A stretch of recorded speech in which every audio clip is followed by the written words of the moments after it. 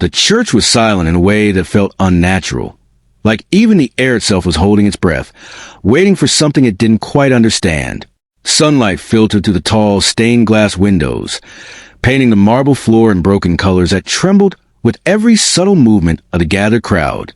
At the front, beneath a cascade of white lilies, rested a polished mahogany coffin, simple, elegant, and impossibly still. And beside it stood a man who looked like he didn't belong there at all. Ayan Rafiq's hands trembled as he held the folded document. His shirt was clean but worn, his shoes scuffed from years of walking more miles than most people would ever know. His tired eyes scanned the sea of wealthy, well-dressed mourners, people who had spent their lives in a world far removed from his own. He swallowed hard, his throat dry, his heart pounding like it wanted to escape his chest.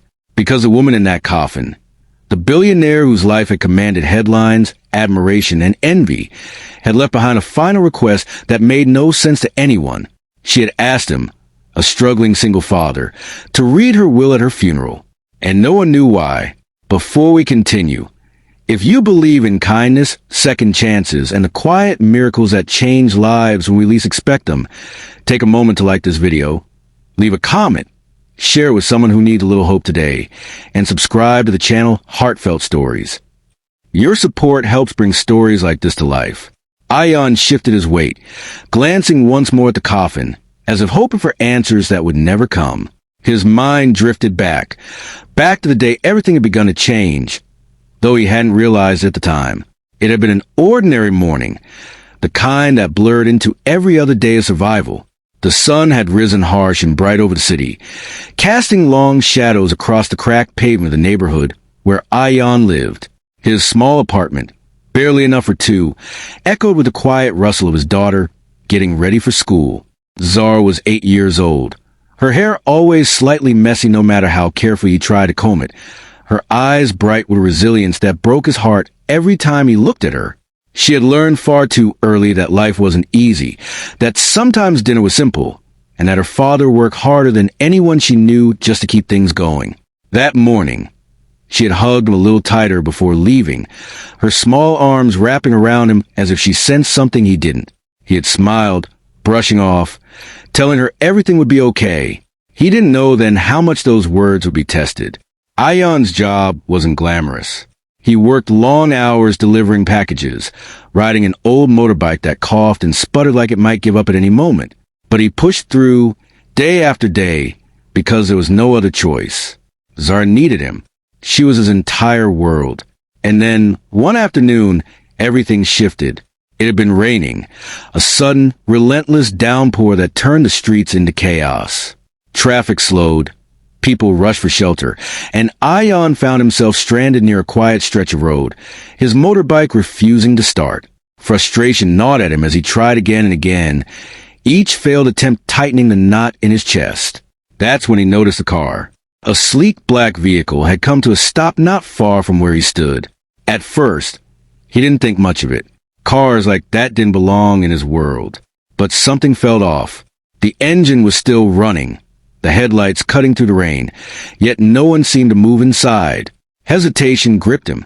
People like him didn't approach people like that. There were invisible lines in society, lines that weren't meant to be crossed. But then he saw her. Through the rain-streaked window, he caught a glimpse of a woman slumped slightly in her seat, her face pale, her expression distant in a way that sent a chill through him. Instinct took over. Without thinking about consequences, without worrying about how it would look, Ayan rushed toward the car, his heart racing. He knocked on the window, his voice lost in the sound of rain. No response. Panic surged as he tried the door. It was unlocked. Inside, the air was cold, filled with a faint scent of something expensive and unfamiliar.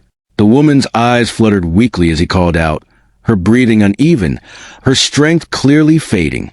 He didn't know who she was. He didn't know why she was alone. But he knew one thing. She needed help. Ayan acted quickly, using his phone to call for emergency services, staying with her despite the rain soaking through his clothes, despite the growing crowd that began to gather, watching but not intervening. He held her hand as she struggled to stay conscious, speaking softly, urging her to hold on, even though he had no idea if she could hear him. And then, just before the ambulance arrived, her eyes met his. There was something in that moment, something unspoken, something that felt like recognition, though they had never met before. Then everything faded into chaos as paramedics took over. Pushing him aside, their voices sharp and urgent. Ion stepped back, drenched and shaken, watching as they drove away with her. He didn't expect to see her again. Days passed. Life returned to its usual rhythm of struggle and quiet perseverance. Ion told himself it had just been one moment in time, something that had come and gone like the rain, until the letter arrived. It was delivered to his apartment, its envelope thick, its seal unmistakably official. Confusion filled him as he turned it over, his name written in careful, deliberate script. Inside was an invitation. Not just any invitation, but one that would change everything. The woman he had helped was named Syra Khalil, a billionaire known for her vast business empire and philanthropic work. And she wanted to see him. Ion had stared at the letter for what felt like hours, convinced it had to be a mistake. People like her didn't invite people like him into their world. But curiosity and something deeper pushed him to go. The day he stepped into her mansion, he felt like he had entered another reality. Everything was immaculate, polished, and impossibly grand.